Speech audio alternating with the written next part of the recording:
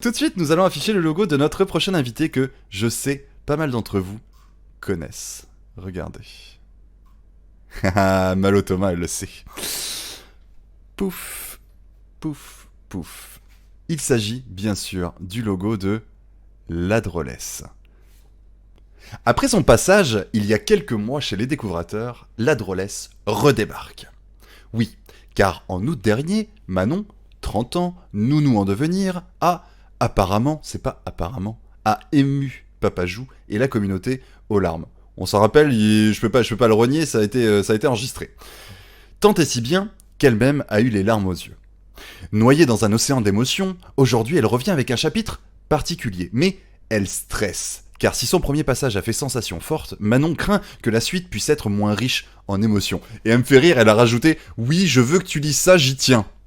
Hein, la drôlesse. Mais non, n'aie pas peur, voyons, tu sais très bien qu'ici on est en famille. Pourquoi ces craintes ? Parce que, comme dit précédemment, Manon, ou la drôlesse, a souvent souffert du syndrome de la page blanche. Ce syndrome qui l'a plusieurs fois paralysé dans sa créativité, tant dans le dessin que dans l'écriture. Comme un monstre des mers qui vous emprisonne et vous enveloppe de ses tentacules, empêchant toute nouvelle idée de prospérer. Mais, depuis avril 2020, il y a eu un élément déclencheur, incongru. Les Sims. Ce jeu bac à sable a permis à Manon d'exploiter autrement sa créativité, notamment en imaginant un personnage, Gustavo. Plus le temps passe et plus elle lui construit une histoire, expliquant chacun de ses comportements. Alors, l'inspiration a frappé de nouveau à sa porte pour embarquer sur son vaisseau fatigué. Sans hésiter, Manon lui a attrapé le bras et a levé l'ancre pour l'empêcher de fuir. Et l'inspiration est toujours là. Alors, Manon s'est lancé le projet fou d'écrire l'histoire de ce personnage, en repartant dans l'enfance difficile de ce dernier. Ce récit est ponctué par des prises de vue sur les Sims, comme un clin d'œil à ce personnage qui lui a inspiré cette histoire. De par sa formation de nourrice, Manon s'est souvent interrogée sur les cas de violence domestique. Ainsi, son histoire était trouvée. Un petit garçon, dans une famille influente de Los Angeles, subissant la violence de son père, magistrat aux fréquentations douteuses, et le désintérêt de sa mère, ancienne chanteuse à succès. Après plusieurs années de silence, le majordome décide un jour d'embaucher une nourrice, Naya, qui donnera à Gustavo tout l'amour qu'il n'a jamais reçu. Mais, un soir, tout bascule. Suite à un ultime accès de violence, Naya et Luis s'enfuient avec l'enfant pour atterrir dans un squat désaffecté de Los Angeles. Ils retrouvent le quatrième personnage principal, Esteban, et sa troupe d'artistes de rue marginaux. Ensemble, ils fuiront le père de Gustavo. L'histoire nous apprendra que Luis, Naya et Esteban se connaissent depuis bien longtemps et qu'un objectif commun les unit depuis quelques années. Aujourd'hui, la drôlesse vous présente un chapitre particulier. L'un des rares à ne pas être entièrement écrit au présent, car dans son dernier passage, 3 des 4 personnages ont été présentés. Il est l'heure, pour le 4e, d'entrer en scène avec quelques ellipses temporelles. Dernièrement, Manon a écrit une dizaine de chapitres. Elle s'approche des 3 quarts de l'histoire et compte terminer ce projet qui reste le plus gros de sa vie. Le premier qu'elle espère terminer, et tu vas le terminer, la drôlesse. Elle n'a pas le talent de certains... Oh là là là là là là, écoutez-moi un peu ce qu'elle dit. Elle n'a pas le talent de certains découvrateurs qu'elle félicite pour leur travail. Non, j'aurais pas dû lire ça. Elle m'a écrit si, lis-le ça. Mais non, pas du tout. Évidemment que t'as énormément de talent et tu ne devrais pas dire une chose pareille. Mais elle s'accroche, gouvernail en main, boussole dans l'autre, prête à braver ses peurs. Notamment celle de perdre l'inspiration ou les remises en question sur son style d'écriture, car écrire au présent reste quelque chose d'extrêmement difficile. Mais elle n'abandonnera pas. Aujourd'hui, sur son petit radeau, elle s'aventure sur l'île des découvrateurs en espérant que ce chapitre particulier leur plaira. À l'abordage, voici le 25e chapitre intitulé Hasta la vista. Bon, attendez une seconde. J'aime pas que les gens disent du mal d'eux-mêmes, c'est pas bien. La drôlesse, faut pas dire ça. Putain, vous avez décidé de me faire chialer ce soir, quoi. Toi, gamin, t'as un truc à me demander ? Non. Enfin, non. Oublie, Esteban. Il y a Luis. Viens. Les 2 garçons s'assoient sur une roche, isolés du reste du monde. Esteban a compris qu'il faut parfois patienter plusieurs longues minutes avant que Gustavo ne se décide à parler. Comment ça s'est passé ? Trop tard, Gustavo a commencé. Et le regard interrogatif d'Esteban l'oblige à poursuivre. Je veux dire, comment vous avez fait pour... toi et Naya ? Gustavo baisse la tête, laissant ses cheveux couvrir son visage, anticipant une mauvaise réaction d'Esteban. Mais ce dernier reste silencieux. Alors, Gustavo reprend d'une petite voix. Comment vous avez fait pour traverser la frontière ?» Pourquoi a-t-il fallu qu'il pose la question ? Bien sûr qu'Esteban ne voudra pas lui répondre, mais à sa grande surprise, Esteban ne pousse qu'un léger soupir. Un de ces soupirs qui révèle un sourire en coin, un sourire gêné, empreint de compassion. « Naya t'a pas déjà tout raconté ? J'ai pas osé. » Esteban passe sa main sur sa tempe en tirant ses cheveux en arrière. « Tu m'étonnes. La dernière fois que le sujet du Mexique a été évoqué, Naya s'est enfuie et le gamin a terminé sa nuit seul, en grelottant de froid. Mais il est probablement temps d'en parler. C'est même étonnant que le sujet n'ait pas été évoqué plus tôt. » C'est à son tour qu'Esteban se met, lui aussi, à détourner le regard. Ses bras enlaçant ses genoux, ses yeux fixant l'horizon, masqués par quelques mèches rebelles. « Non, pardon, Esteban, je te laisse, excuse-moi. » Le jeune garçon, confus d'avoir mis Esteban en mauvaise posture, commence à se laisser glisser le long du rocher, lorsqu'il entend la voix rauque d'Esteban lui répondre. « Luis t'a parlé du massacre à la ferme ?»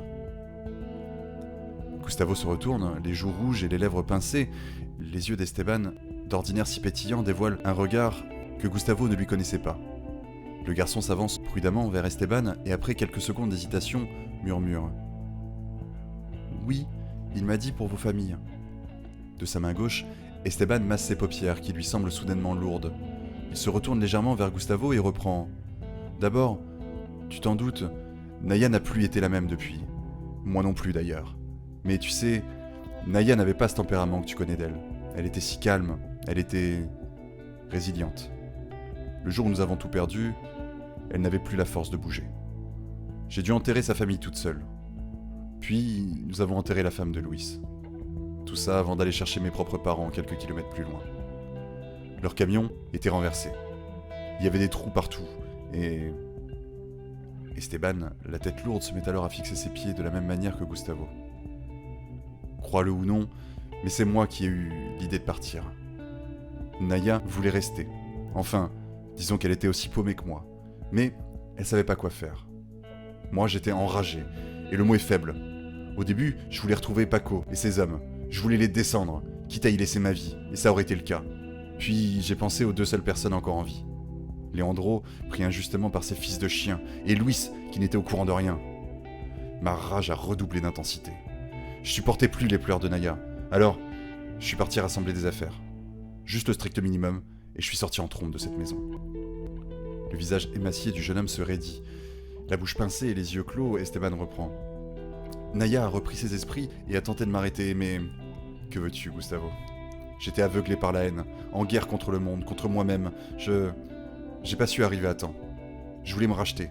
Je voulais sauver mon ami, et rester dans cet endroit me rendait fou. Les pleurs de Naya n'aidaient pas.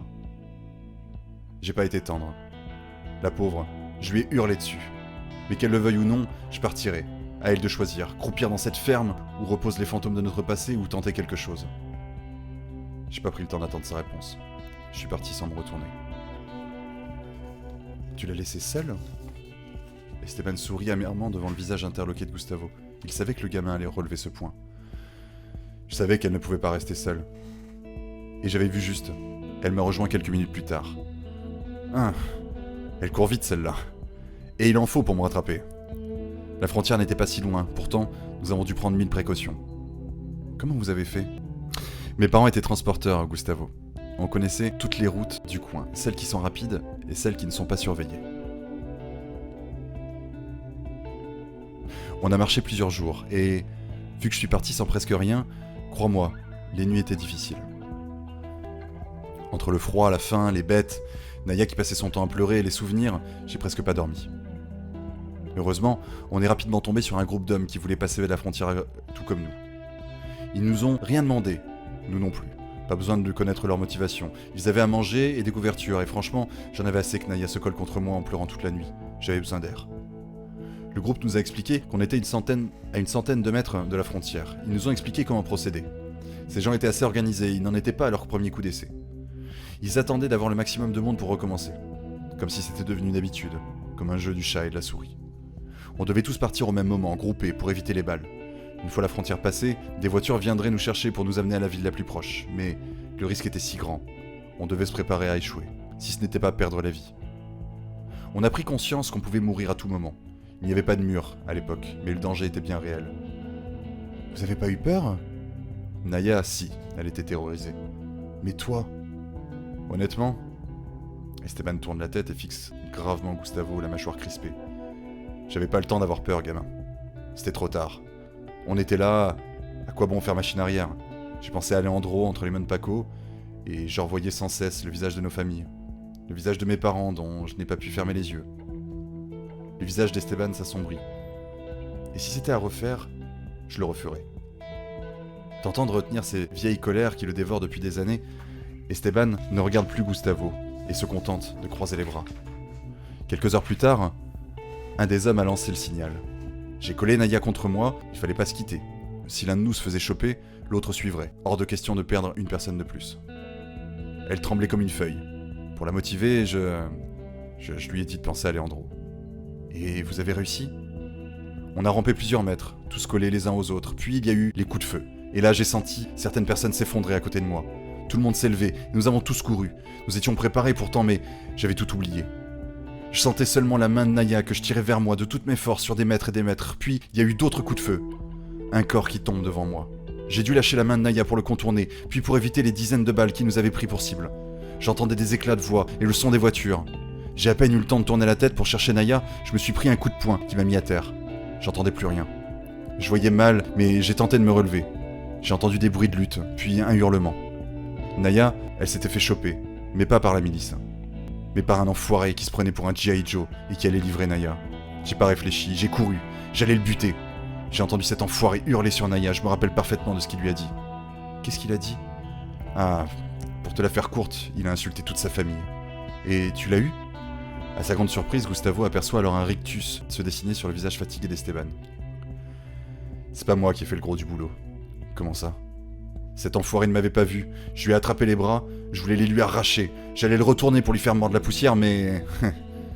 Naya m'a devancé, elle l'a littéralement pulvérisé. Je sais pas ce qui serait passé si je l'avais pas arrêté. En lui attrapant le bras, j'ai vu son regard, je l'oublierai jamais.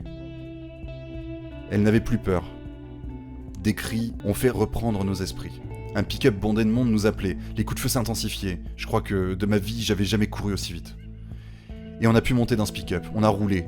Oh, je peux plus dire combien de temps, j'ai dormi tout du long. Et vous êtes arrivé à Los Angeles ? Pas tout de suite, non. Ils nous ont déposés dans une ville paumée. On devait faire le reste, à pied. Mais, honnêtement, on avait fait le plus dur. Et il fallait prévenir Luis. La phrase en suspens, Esteban ferme les yeux. Si ses épaules lui semblent plus légères, son cœur n'en reste pas moins aussi lourd que la roche sur laquelle il s'affaisse peu à peu. Esteban se rappelle encore de ce tabac poussiéreux où lui et Naya sont entrés. Il se souvient d'avoir utilisé son seul dollar pour utiliser le combiné sale et usé au fond de la pièce. Il se souvient de Naya restée au seuil de la porte, se contentant de regarder les informations sur un poste de télé. Esteban se rappelle du numéro de Luis sur son carnet, de l'odeur de ce poste de téléphone sur lequel il s'est appuyé pour que Naya ne puisse pas le voir pleurer. Il se rappelle de la voix de Louise qui, peu à peu, s'est affaiblie. Esteban se souvient encore des exclamations de colère de Naya devant les informations. Cela fait plus de 10 ans. Tout s'est passé si vite et pourtant, Esteban s'en rappelle comme si c'était hier. Gustavo sait que ces mots n'auront pas d'impact. Le jeune garçon semble voir la même expression que Louis se dessiner sur le visage d'Esteban. Même lui. Dans cette troupe, personne ne fait donc exception. Esteban tourne la tête et aperçoit les grands yeux du gamin, sourcils levés et l'air grave. Le jeune homme tend alors le bras et cale Gustavo contre son épaule. Les deux garçons observent l'horizon sans rien se dire pendant plusieurs minutes. Gustavo se cale pour soutenir l'épaule d'Esteban qui devient de plus en plus lourde. Gustavo sait maintenant qu'il faut patienter plusieurs minutes pour qu'Esteban puisse à son tour ouvrir son cœur. Parfois, j'ai l'impression, c'est bête hein, mais plus on s'approche du but et plus on s'éloigne de Leandro. Esteban cale sa tête contre celle du jeune garçon en soufflant doucement du nez pour empêcher son menton de trembler. Gustavo ne doit pas la voir craquer. Personne ne doit le voir craquer. Putain de couloir sans fin. Un épais nuage plane au-dessus d'eux, apportant un peu de fraîcheur et d'ombre sur le visage d'Esteban. Celui-ci ferme doucement les yeux pour s'endormir sur l'épaule chétive mais solide de Gustavo. Esteban, continue à ne pas avoir peur. J'essaierai, gamin. Ouh, c'est pas évident quand on lit des trucs comme ça de se retenir de de chouiner, parce qu'il y a quand même des trucs, il y a quand même des trucs sacrément poignants dans ce qui était écrit, quoi. Un tonnerre d'applaudissements, s'il vous plaît, pour la drôlesse.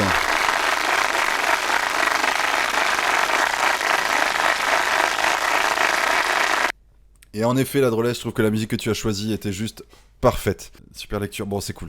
Mais là, ce qu'il faut surtout, c'est saluer l'écriture de la drôlesse. Texte vraiment riche en émotions, bien joué la drôlesse. Je me suis recréé un compte sur Wattpad, rien que pour pouvoir te lire, dit Amandine. Une championne, dit Anticia. Tac, je vais vous remettre le logo de la drôlesse. Que dire Manon, la drôlesse.